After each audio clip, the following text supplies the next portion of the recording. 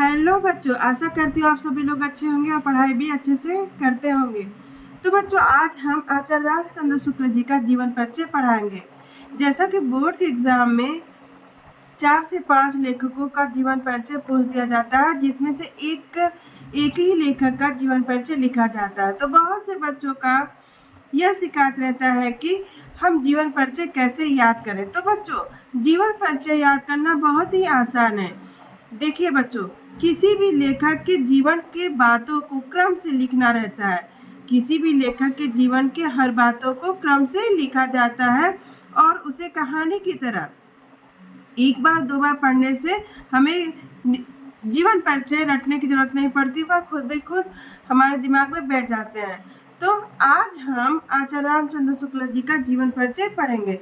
तो चलिए आचार्य रामचंद्र, और एक बात और बताना है कि जीवन परिचय पढ़ते समय हमें लेखक के मुख्य बातों को याद करना बहुत जरूरी होता है। जैसे उनका जन्म कब हुआ, कहाँ हुआ, माता पिता, उन्होंने कहाँ शिक्षा प्राप्त की, साहित्य के क्षेत्र में उन्होंने कैसे प्रवेश किया और उनकी प्रमुख रचनाएं। ये तो बिल्कुल अच्छे से सही याद होने चाहिए।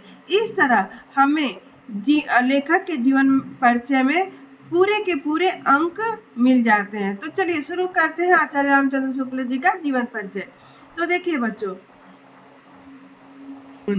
हिंदी के इस प्रतिभा संपन्न साहित्यकार का जन्म 1884 ईस्वी में उत्तर प्रदेश के बस्ती जिले के अगुना नामक ग्राम में हुआ था। इनके पिता का नाम पंडित चंद्रबली शुक्ल था, जो सुपरवाइजर कानूनगो थे। आचार्य शुक्ल की प्रारंभिक शिक्षा जनपद हमीरपुर के राठ तहसील में हुई। बालक रामचंद्र शुक्ल ने एंट्रेंस यानी कि हाई स्कूल की परीक्षा मिर्जापुर जिले के मिशन स्कूल से उत्तीर्ण की। गणित में कमजोर होने के कारण इनकी शिक्षा आगे नहीं बढ़ सकी। इंटर की परीक्षा के लिए कायस्थ पाठशाला इलाहाबाद प्रयागराज में प्रवेश लिया, किंतु अंतिम वर्ष की परीक्षा से पूर्व ही विद्यालय छूट गया। इन्होंने मिर्जापुर के न्यायालय में नौकरी कर ली, किंतु स्वभाव अनुकूल न होने के कारण उनके मन मुताबिक न होने के कारण वह नौकरी छोड़ दी और मिर्जापुर के मिशन स्कूल में चित्रकला के अध्यापक हो गए। इसी बीच स्व अध्ययन से इन्होंने हिंदी, अंग्रेजी, संस्कृत, बांग्ला आदि भाषाओं का अच्छा ज्ञान प्राप्त कर लिया और पत्र पत्रिकाओं में लिखना आरंभ कर दिया। आचार्य शुक्ल ने 1908 ईस्वी में हिंदी शब्द सागर के सहायक संपादक के रूप में काशी नागरिक प्रचार सभा में कार्य प्रारंभ किया।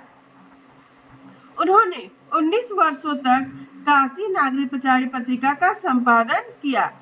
बाद में इनकी नियुक्ति काशी हिंदू विश्वविद्यालय में हिंदी प्राध्यापक पद पर हो गई। बाबू श्याम सुंदर दास के अवकाश के प्राप्त करने के बाद शुक्ल जी ने हिंदी विभाग के अध्यक्ष पद को भी सुशोभित किया और इसी पद पर कार्य करते हुए 1941 ईस्वी में आचार्य रामचंद्र शुक्ल जी स्वर्ग सिधार गए। तो बच्चों, यहाँ तक तो इनका जीवन परिचय हो गया। अब देखिए एग्जाम में प्रश्न में क्या पूछता है, उनके किसी एक प्रमुख रचना का उल्लेख कीजिए। तो इनके बहुत सारे प्रमुख रचना है, तो आप लोग एक दो भी लिख सकते हैं तो भी अच्छा रहेगा। चलिए, वैसे तो उनकी प्रमुख रचना है चिंतामणि। चिंतामणि एक निबंध संग्रह है जो 4 भागों में विभाजित है तथा विचारविधि। इस प्रकार इनकी 2 प्रमुख रचनाएं हुई, चिंतामणि तथा विचारविधि। और ये अच्छे से याद रखिएगा, चिंतामणि 4 भाग है और यह एक निबंध संग्रह है। चलिए बच्चों, वैसे तो हम इनके सारी रचनाओं को पढ़ दे रहे हैं। इतिहास में इनकी रचना है हिंदी साहित्य का इतिहास। आलोचना में है सूरदास, रसमीमांसा त्रिवेदी। संपादन में है जयसी ग्रंथावली, तुलसी ग्रंथावली, भ्रमर गीतसार, हिंदी शब्द सागर, काशी नागरिक प्रचार पत्रिका, आनंद कादम्बनी।